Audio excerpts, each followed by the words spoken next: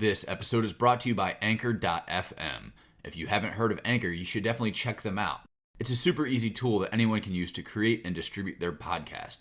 It has everything you need, and you can do it all from your computer or even your phone. Need your podcast cover art? There's a tool. Music and sound effects? They have you covered. Want to record on the fly? It's easy with the app. Now you may be saying to yourself, I already have a podcast. No worries, just create your account, upload, and publish to Spotify, Apple Podcasts, and many more. Looking for some walking around money? Anchor connects you with advertisers who match your brand. It's a one-stop shop for all of your podcasting needs. Download the free Anchor app or go to Anchor.fm to get started. You're listening to BizQuik. This is where Julie and Corey provide quick and useful information to small business owners. BizQuik is the podcast where small business owners get to showcase their businesses and receive expert advice and guidance in areas many entrepreneurs struggle with. And you, the listener, get solutions, tips, and tricks on real-world topics that many small business owners face. Julie and Corey are the experts small businesses hire when they need solutions. And the BizQuik podcast is just one way they deliver those solutions. Let's start the show. Hello and welcome to BizQuik. I'm Corey. And I'm Julie. And on today's episode, we have friend of SB Pace back on, Callye from Red Blue Collective. He's out of the Northern Virginia area, and we are going to talk to him about why people are willing to pay large sums for certain things, and they feel like less expensive stuff is not worth their time, and all of that, because it's been something that Julie and I have been kind of kicking around for a while, trying to figure out why people are willing to pay us large amounts of money for certain services, and then when there's a potential value for something else that they're offering, nobody wants to buy it. So it's kind of weird, and it doesn't really make sense. Yeah, there's definitely a psychology behind it, but I'm not a psychologist. Are you? No. So I can't quite figure it out, but I am curious before we bring Callye on, is there a number, a price point where you'll buy it without really thinking about it? Or are you a discerning consumer who will not spend anything without really making sure that it's worth the money you're going to pay? And by it, you mean anything? Yeah, pretty much anything. I mean, below $20 probably. I don't think twice about whatever it is. I've never been, even in my poorest days, very price sensitive when it comes to like grocery shopping. Like I have no problem, like I'm not buying brand name everything, especially because I was in food for so long that I know that the brand name stuff is the exact same stuff, almost the exact same as the store brand, just with a different packaging. Mm-hmm. I've seen the manufacturing facilities where they just flip a switch and it goes from Kroger brand to Kraft brand. Same stuff, just different packaging. Yeah. So, not really price sensitive in that. But for the stuff that we're talking about, like courses or whatever, like I would say probably less than 100. Do a little bit of research, and it's not something that I need to like ask around about. It's like, yeah, that's probably worth it. Yeah. What's weird is like we try and price our stuff so that it's the courses, our non-service stuff, right? The courses that we create, we try and price them as this click and buy, meaning it doesn't require a phone call for somebody to find out like, hey, is this worth the money, right? And even that feels like it's like pulling teeth sometimes to get people to see like, oh, is there $137 worth of value in this? We're going to teach you how to save like 5 hours a week. Is your 5 hours a week worth $137? But I don't think that people think about it that way. That's the thing. People are dumb. I agree. But unless you're a customer, and then you're not dumb. Or one of our many, many listeners out there. Right. Our listeners are not dumb either. Very smart. Good decision making. Yes. But I don't think people are thinking about value. They're not saying, oh, well, am I going to get, like, if I charge this and then X number of hours, like, they're not doing math in their head. There's the perceived value that they get. It's like if you were to go to Burger King and buy a meal. What do they sell? The Whopper there. Buy a Whopper meal. So the Whopper, fries, get a soda, whatever. Mm-hmm. Take that sandwich and walk over to, for whatever it cost, $5. I don't know how much it costs, but let's say I don't know. $7. Sure. Take it across the street to a full service restaurant, plate it up and make it look nice. The exact same thing. It's just plated differently, and you could probably sell it for $14, $15. Doesn't the Whopper have special sauce though? That I'm fairly certain that's just mayonnaise and ketchup mixed okay. together. But you throw a little piece of garnish on the plate, maybe a slice of fruit that costs 8 cents, and now you're taking something that you paid 7 for and selling it for 14, and people just think, oh, because I'm in this place, it's supposed to cost this much.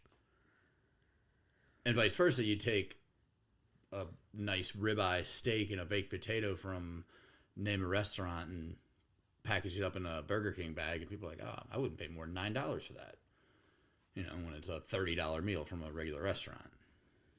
Yeah, but I think we all know that I'm not doing math in my head either, but I can certainly look at something and say, is there value in that, right? Like if this cost me $37 or $137, is that, what would I have to get out of it for that to be of value? And that's how I look at those purchases. And maybe I'm an outlier. That's not how most people consider things. I don't know. But it's weird to me, right? Where it's not challenging. And maybe it's because of our personalities. When we talk to people and we talk to our clients and we're engaging and generally likable, and people are like, yeah, I want to work with them, right? But there's no access to us through our courses. You're getting this information and then you go do it on your own time. Maybe that's the difference. I honestly don't know. Well, yeah, and maybe people just perceive the fact that they're getting our time as having more value than something that they have to do on their own. Because a lot of what we do requires hand-holding. Yeah, we're working with people who have never opened a business or never launched a website or whatever it is, and so we're having to walk them through every step. And I'm not saying that in a bad way. It's that's what we got hired to do, is to help them do that. Yeah. So, and it's figurative hand-holding. It's not literal. We're not violating anybody's personal spaces. Correct. Yes. But so I don't know.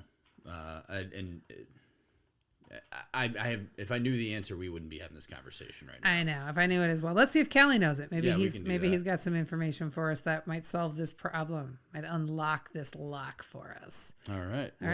Let's take a break and we'll bring Callye in. We wanted to take a quick break to tell you about our newest course called Time Bomb. If you're ready to take control of your calendar, this course is for you. We guide you through all the steps you need to understand where you're spending your time, what your time is worth, and how to build out your days and weeks so that you can add more value to your business or just spend that time enjoying life. We have 3 options for you. The course, a bundle which includes products designed to help you become more efficient with your time, and a boot camp where you'll get time in a small group setting to get the personalized help you need. Head on over to sbpace.com to learn more. Time Bomb. Take control of your calendar, gain control of your life. All right, and welcome back to the show. We've got Callye Keene back on, Red Blue Collective, and we are going to talk about why we can sell really expensive stuff easily and why it's hard to sell the less expensive stuff. Welcome back, Callye. Thanks for having me. I'm actually really excited to jump into this, and it's not an area where I'm like, okay, guys, I figured it out. I'm Prometheus. I have the fire of the gods. I've figured out and cracked the code here. I'm learning. Yeah. I'm learning why this is. I'm excited to talk about it too, because this is a conversation that you and I frequently have offline where we're like, how come you can sell something for $10,000, $20,000, $30,000 and it's done with ease, and you get somebody, you have a product or a course or something that's like $97, or you have a reoccurring subscription for $99 or a course for $137, and you can't get people to buy it. And I don't understand it. And I don't have the answers either. And unless Corey has them, I think this is just going to be a conversation about what we surmise is happening. Yeah, I've actually been keeping that answer to myself this entire time. He's just watching all of his friends struggle. Yes. Yeah, it was funny because we were talking right before we started recording, and I immediately just started thinking how we probably should have like a psychologist on this call right now, because I think that's what it's really going to boil down to, is what, like, where people just, they get that perception that if it's expensive, it must be worth it, versus if it's cheap. Even like, you know, if you go to a luxury car company and they say, oh, you can buy this car, but they normally retail for 60,000 and this one is 18, you're going to be like, well, I don't know about that 18,000. I'll probably spend the 60 and make sure that the car is good, you know. But I have no idea. I don't know what the answers are. We see it with product all the time. On my side of things, with clients' products, we look at it and they see, hey, somebody's selling this for $49, so mine should be $37, right? I'm like, can it be $250? Like, I also found one that's selling that's $24,000. Like, what's the difference between that $24,000 one and the one that you're selling? Like, not much. No, there's a huge amount, but we have to figure out what that perceived value is. And I understand how this works in physical products, but for the knowledge space, moving from, I guess, I hate the term high ticket. I think that's like a made up term that people that sell courses about selling courses have created to like hoodwink us all. But from moving from a quote high ticket consultant to pushing my mission of like taking that experience and bringing it to entrepreneurs who are just starting or just have a 6-figure business, it's like, I don't know. I was talking last week. I said, I'm like not a very good guru. I'm just a bad guru, because they want to do these cheap courses and then scale up to expensive, done for you and one-on-one. I'm like, that's the world that I came from. I just don't understand the cheap side of things. Like, I don't either. I don't know the guru side of it. I don't understand either, but I mean, I don't understand how anybody would want to frame themselves as a guru, right? Yeah, super weird. And I think I shared this with you, Callye, that, I have a friend who literally paid somebody from Clubhouse $5,000 to find her passion, right? Yeah, and it turns out that her passion is exactly what I told her it was 6 months ago when her and I were having a conversation, because she told me what her passion is, right? It's not because I am a psychic or a guru. I just listen well. And I told her, and I kind of gave her this strategy. And when I talked to her to find out how this call went with, this person that was helping her find her passion, she's like, oh, she tells me that my next step is to join this $25,000 mastermind. And I was like, no, it is not. You are not allowed to give this woman another dime. That sounds kind of like how cults are, right? So here's a weird split of this, and because I'm from boring manufacturing engineering world, when I first set out to work with entrepreneurs, I was like, I'm going to show them the exact process to develop products, because this is where, from my limited view at that time, why people screwed up. They didn't have a go-to-market strategy. They didn't have clear steps. So I was like, I'm going to give them the steps, the process to properly develop and test a product.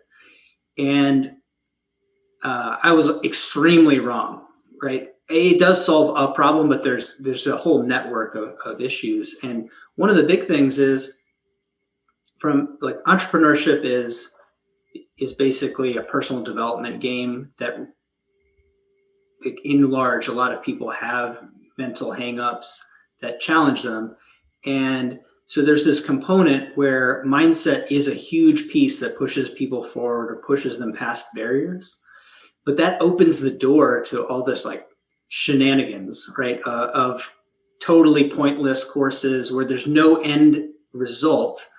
Because I'm sure that there are life-changing life coaches and find your passion coaches and all those things. But in general, it seems like an unwinnable game, right? Because until you're dead, like, you need to pay these people. Mm-hmm. So I kind of get that zone of things. I don't really understand it, but I do know that from talking to lots of people, regardless of you could see it in fitness, you could see it in business. It's like, there has to be a component where people decide that they want to win, and they create like positive mental structures about what they're doing. like a lot of people hate money. It's hard to run a business if you hate money.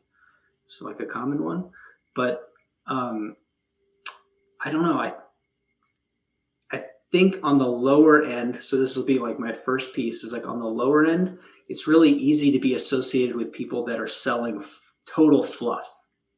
It's like very difficult to discern between something that is like, I'm going to help you sell, find your passion, or like, I'm going to give you this exact strategy to do this specific thing that you want to do. And yeah, it's very difficult for people to discern. Yeah, that's interesting. So first, there are people that actually hate money.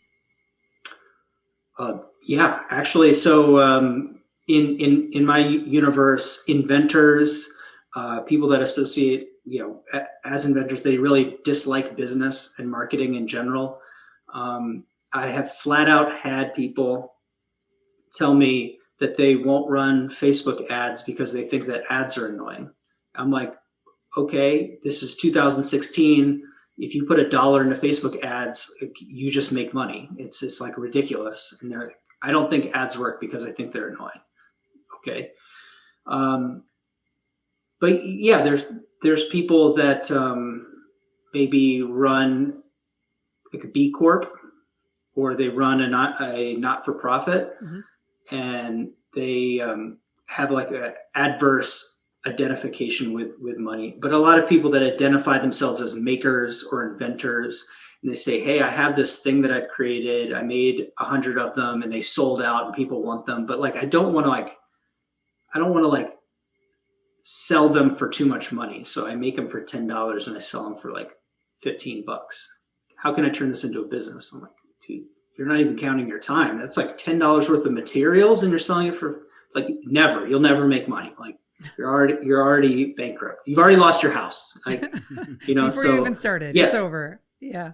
Yeah. I tend to, so my strategy when I'm going to buy when I'm looking at, a $27, $37, $97 course, and, that's my sort of thoughtless price point, where if it's below $100 and it looks interesting, I'll buy it, right? Especially if it ends in a 7, I'm in, right? Woo. Yes, exactly. Now everybody knows how to get me.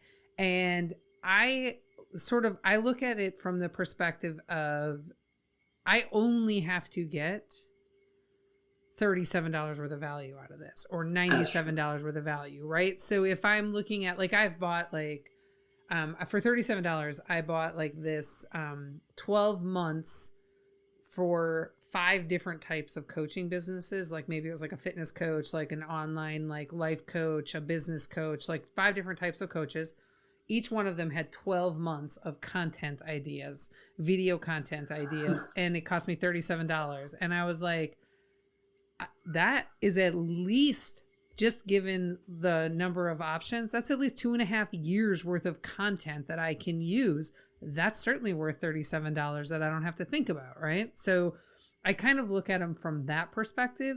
And I think it annoys me that more people don't do that, because it'd be like, oh, I could completely get, $100 worth of value, or if you've got a subscription, $1,200 worth of value a year out of this particular thing. But people don't look at it like that. Well, I was gonna, the problem there is that you're thinking logically. You're not thinking like the advertisers want you to think, which is, here's this shiny nice thing, here's this perceived value because it's packaged nice, it has some wording that looks like we spent money on a website, so it must be worth something. It comes in a box, Julie, like they deliver it to me. That's the type of stuff that people think about. They don't think about, oh, this the guarantees on the box. Yeah, exactly. Yeah, I guess that's true. So let me, Callye, from a recurring like subscription, is that easier or harder to sell than like a one-time, $97, or the, hey, if you a 1-year subscription, $99 a month, or you can pay it all up front for $997?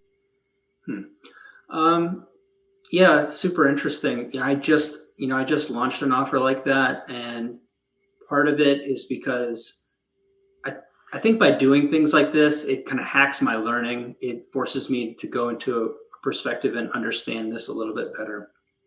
But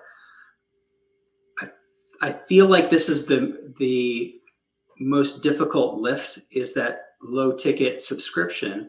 And this is why, is because people have to imagine not just what they're getting, but what they will continue to get month after month. Like, how long will this be helpful to me, right? What am I going to get every month? Will I want to keep coming back to Julie? So instead of having them imagine, like you did, what value I'm going to get for $37, they're like, is this going to turn into like this monthly hassle, or what am I going to get? Where am I going to be in 2 months? I'm going to be a millionaire. Like, I am not going to need business coaching after my product just blows up and me and Jeff are just, sailing on his yacht and doing all this amazing stuff. So, so I think that is the difficulty there. My thought process behind that is, I get a lot of DMs like, hey, can we jump on a call? Can we do this? Can we do that? Hey, what's this answer? So I wanted to have one place where I just stick all those answers and just keep filling that bucket. And then if people are interested, it will accumulate more content, and then they can just subscribe to that. And so there's some other elements to it that you'll see come out, but like that's my thought. Selling the higher ticket course was also still pretty difficult, but I turn people down to actually just develop their product all the time. That's the weird thing, is somebody would rather pay me $50,000 to design their product than me show them how to do it, like for $1,000. I think you hit a pretty good point there in terms of people, they don't want to do stuff. So like when it comes to figuring out pricing, oh, well, if I pay $99 a month versus $1,000 up front, I'm going to save, oh, now I have to do math. Like, just do it for me and I'll pay for it. $99 a month for 12 months or $1,500, and I only have to do it once. Yeah, I'll pay the $1,500. That's easy. I only have to do one thing once instead of one thing 12 times, and people just, like, I think from that perspective in terms of, I can pay you to teach me, or I can just, hey, you just do it. I'll pay for it. I don't care. And I think that's a big part of it as well, is for us, like when we're trying to like price courses or whatever, like, are we making things too hard for people to like understand what it is that they're getting? Like, here, just give us $37. You're going to be smarter. That's the sales page. Yeah. I also think, there's one of the things, so our Foundation 52, right? I think one of the things that we got really, really wrong with that, and that, I want to go back and do a rebranding on it, is that what we need to de-emphasize is the amount of stuff you get with it, which sounds counterintuitive, but if you were a small business owner and sounds like a lot of work. Right. So instead talk about like, here's the results that you can get if you take a look at it. If you are enroll in this versus here's all the stuff you get, right? And it's kind of the opposite of, I guess, what Russell Brunson would preach is, tell them everything they're getting and what it would cost and how they're going to get it for this, and then, make the sale. I mean, the value stack part is great, and we could get into that. Is like, the proportional consulting cost of what you're stacking in your program. And if you were to value stack it and say, this is what's included and this is what it would cost to do this with a consultant, and you're going to get it done with you, that value stack gets pretty ridiculous. That's interesting. But I agree, is that it looks like a lot of work. Yeah. Right. So previously I taught startups how to get investment. Right. And it was a terrible program to sell because it takes 2 years. Right.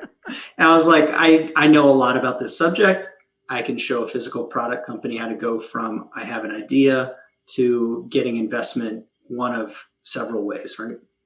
Or getting funding, right? Just let's just use a broader term, but everybody comes in thinking that they're going to have a white knight come in and shower them with $1 million. But in reality, like, I'm going to set you up. You're going to get a really good bank loan, most likely.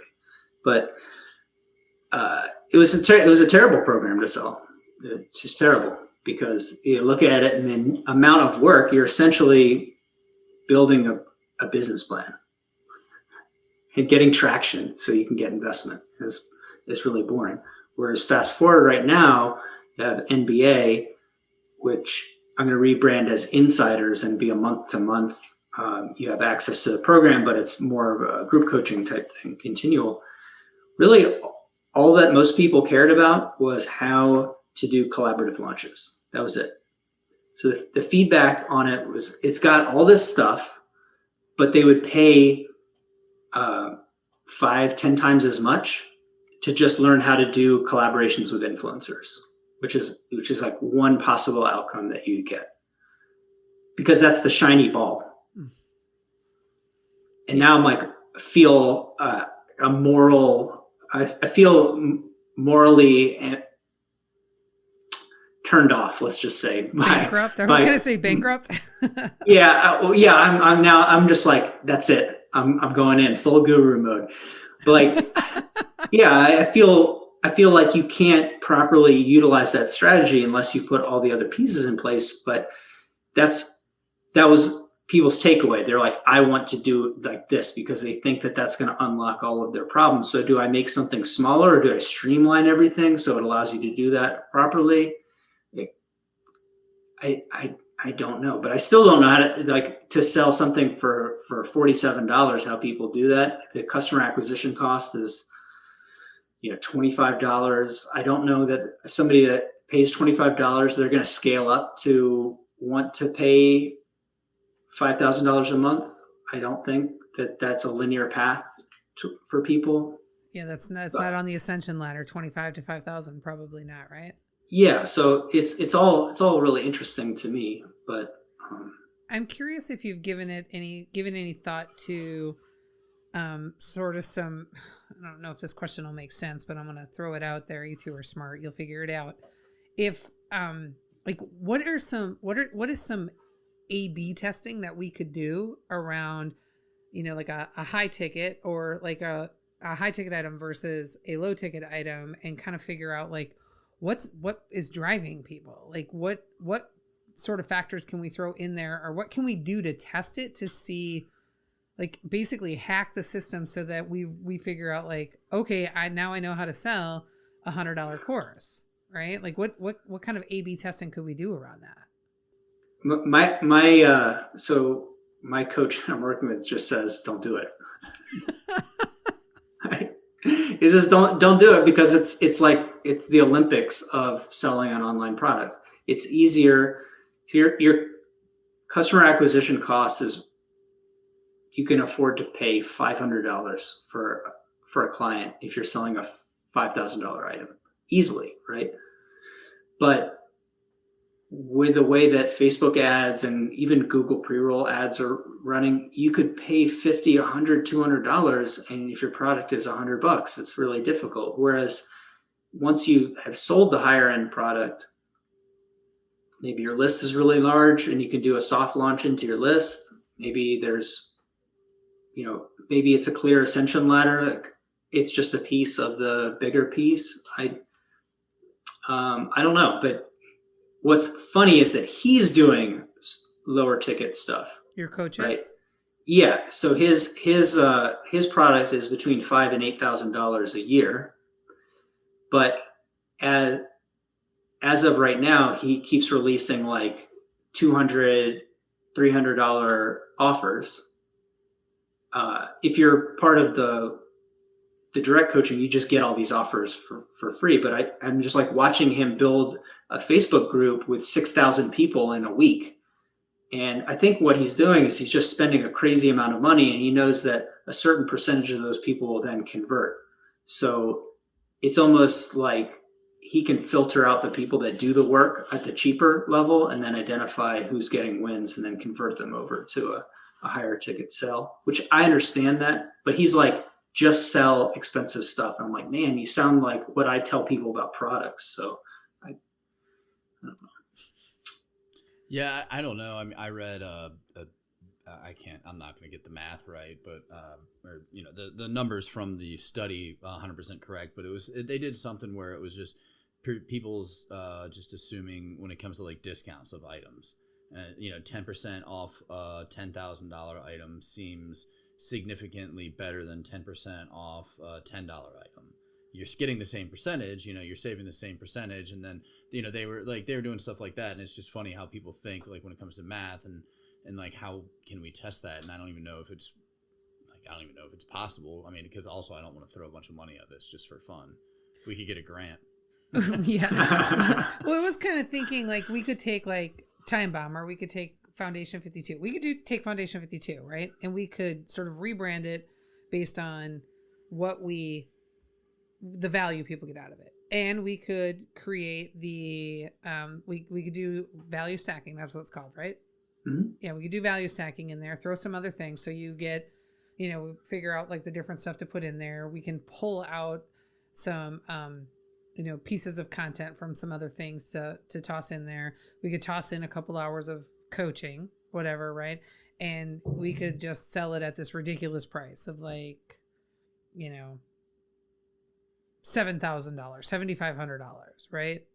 And so pretty much the exact same product is sitting over here for $1,200.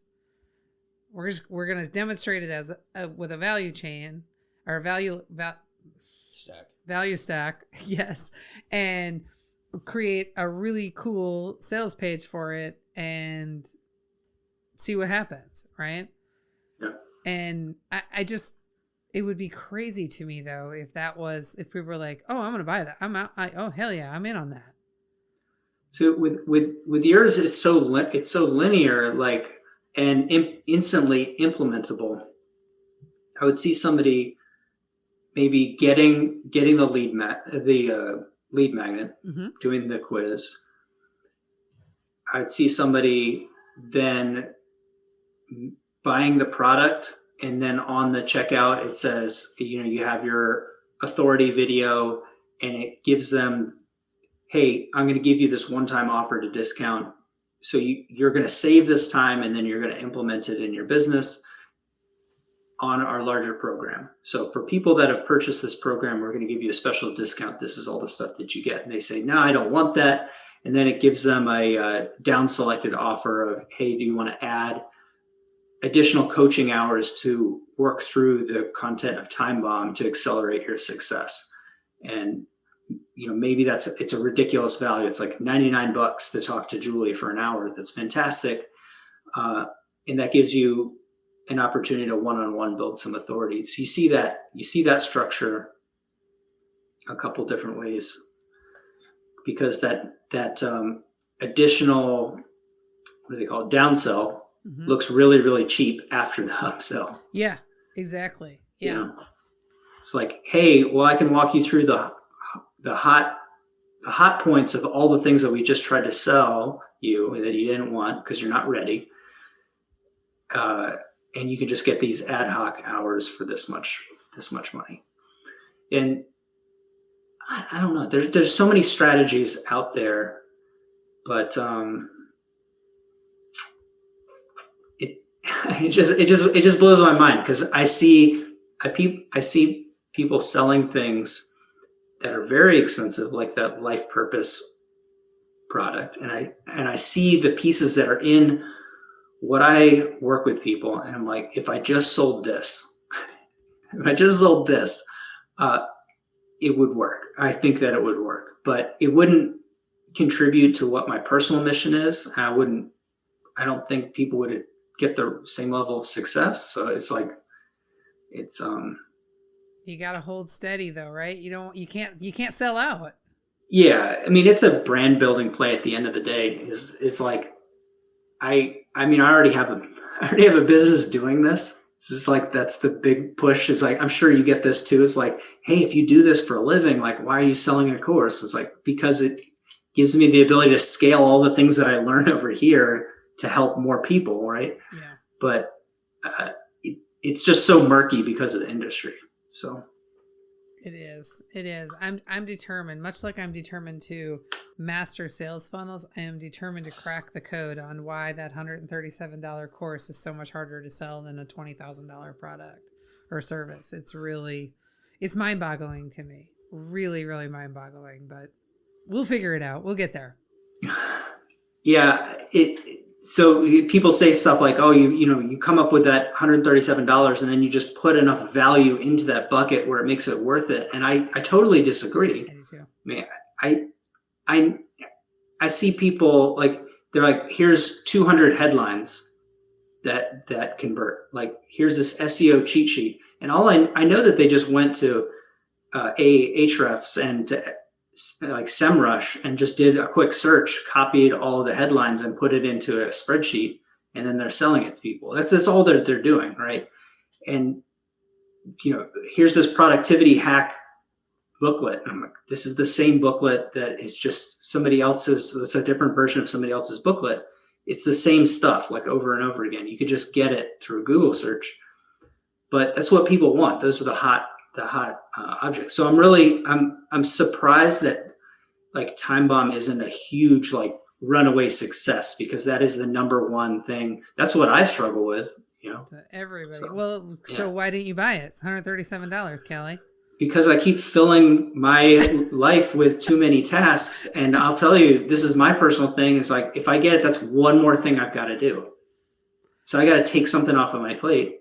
Yeah, and I'm sure a lot of your customers are in the same boat. That is the case. That is the number one thing that we see with our clients too. It's like they want to make all these improvements and they don't have the time to make those improvements. It's like, why did you hire us? Yeah, we just got off a call before this with the client. And past 3 weeks, I've just been so busy. And nothing's gotten done. We're like, we get it. You're busy. We're busy too.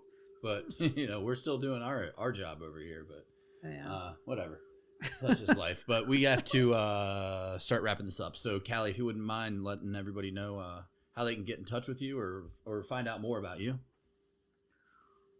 Sure. Well, I'd like everyone to, if you're interested in physical products, you're interested in business topics, please listen to the End Hype podcast. So you can listen on Spotify, you can listen on iTunes, Google, really close to breaking into the top 100 business podcasts in the US. So if I can get a little bit of lift, I'd appreciate it. Other than that, I'm on a lot of social platforms. So if you have a question, or I said something crazy and you'd like to argue with me, internet people, just DM me. Let's get into it. Do you want to give a plug for your latest cool thing that you're doing? Sure. Yeah, this is totally insane, and it's I've never seen somebody do something like this. So if you want to see somebody launch a product, this will be really it's ridiculous. So it's called the Ultimate Product Launch Campaign. I'm going from a clean sheet of paper to launching a product on Kickstarter.